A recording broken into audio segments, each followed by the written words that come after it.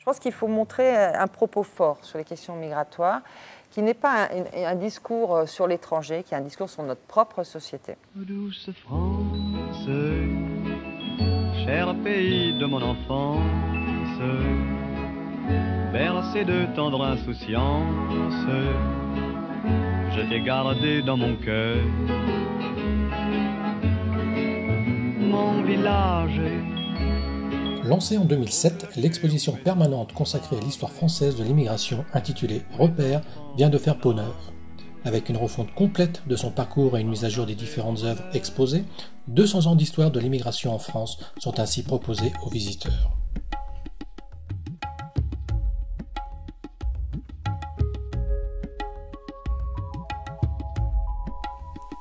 L'origine de cette exposition n'est pas étrangère aux élections présidentielles de 2002, avec l'arrivée en deuxième position du Front National face à l'UMP. Issue d'une décision politique prise par Jacques Chirac, cette exposition permanente a pour objectif notamment d'apporter un remède à la fracture sociale, tout en expliquant aux Français ce qui se cache sous le mot immigration. Fracture sociale voulant dire aussi fracture culturelle et de division de plus en plus intense au sein de la société, de différentes communautés qui ne se ressentent plus, qui ne se retrouvent plus dans l'unité nationale. L'idée générale du musée permanent, c'était avant tout de rappeler factuellement aussi qu'est-ce que l'immigration en France. Rappeler aux Français que la France est un pays d'immigration.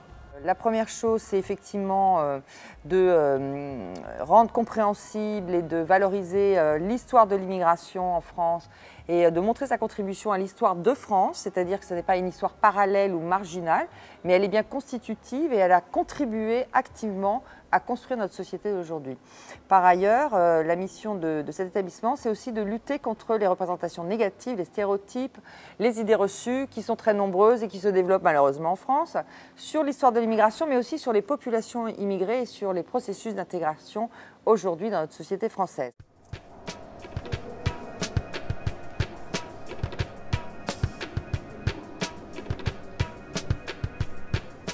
« 200 ans, c'est la durée choisie par les créateurs de l'exposition pour retracer l'histoire de l'immigration, une durée qui n'a rien d'un hasard. C'est la Révolution française qui devient le repère zéro, si vous voulez, de cette chronologie. Après toute cette période un peu troublée de révolution, si vous voulez, s'instituent des flux migratoires qui vont perdurer dans l'histoire française. L'idée retenue, pour une bonne compréhension du visiteur lors de son parcours, est de créer une fresque chronologique, à travers 9 repères, aussi appelés séquences ou encore thématiques. 9 séquences, 9 thématiques, en fait on les a choisi ces thématiques par rapport à des moments de vie des migrants. Donc l'idée c'est d'apporter des clés de compréhension de cette chronologie sur 200 ans et de mettre en avant les saillances, les éléments importants qui ont jalonné l'histoire de cette immigration en France. Les 2 premiers repères, nommés Émigrer et Face à l'État, sont bien sûr consacrés à tous ceux qui ont pris la décision de quitter leur pays d'origine, avec toutes les conséquences que cela implique, tant économiques, sociales et bien sûr humaines. Dans cette partie, on a essayé de parler en fait des raisons différentes sur les périodes, sur les origines des départs. Pourquoi, comment et aussi pourquoi la France. Après la partie immigrée, logiquement, le migrant qui arrive donc va avoir une personne en face de lui. Et la première personne, entre guillemets, c'est l'État français. On l'appelle cette partie face à l'État. Là, en fait, les visiteurs vont pouvoir découvrir, d'un point de vue historique, mais aussi avec des archives officielles, comment l'État va gérer ses flux migratoires. La troisième partie, Terre d'accueil, France hostile, est peut-être la thématique la plus sensible, puisqu'elle met en lumière tous les paradoxes de notre pays face à l'immigration. Un mix entre générosité et frilosité, entre partage et repli. Avec ma gueule de métèque, de juif errant, de pâtre grec, et mes cheveux aux 4 vents.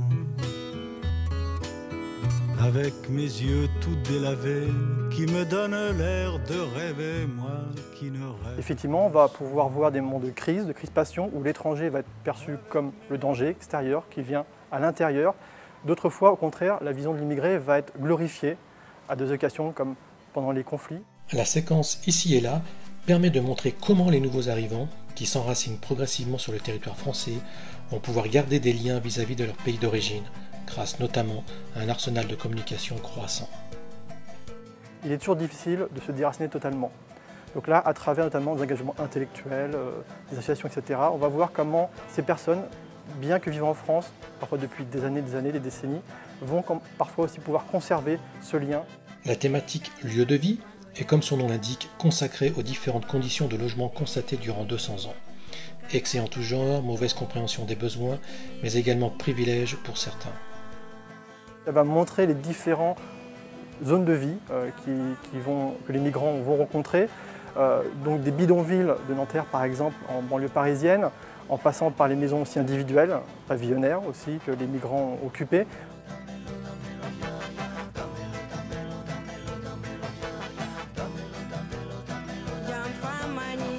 La séquence travail est quant à elle intimement liée à l'immigration en raison de la connotation économique des flux migratoires.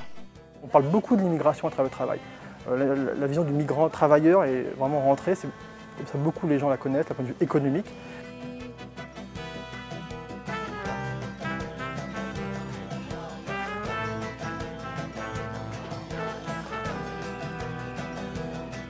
Pour la thématique enracinement, les responsables de l'exposition souhaitent montrer les différentes capacités d'intégration des immigrants en France, via notamment l'école, l'armée, la syndicalisation.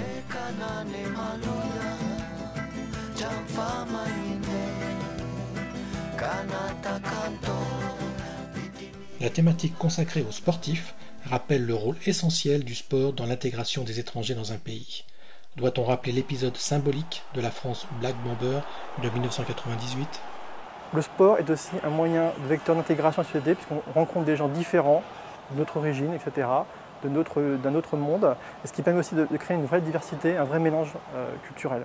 Enfin, la partie diversité se concentre essentiellement sur l'apport culturel, religieux et artistique des migrants. À travers des objets que nous présentons, je vais par exemple citer par exemple, je sais pas, il y a des instruments de cuisine venant de pays du Maghreb ou d'Asie.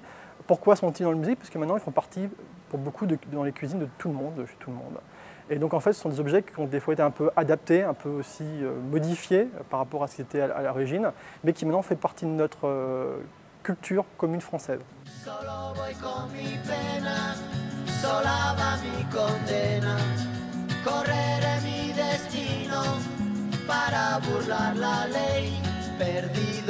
Un musée qui ne s'adresse pas seulement aux migrants ou aux enfants issus de l'immigration, mais avant tout aux Français afin de rétablir un certain nombre de vérités.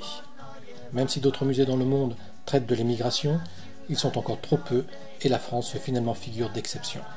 Et peut-être, cerise sur le gâteau, aura-t-on droit à une inauguration officielle que les créateurs espèrent en secret.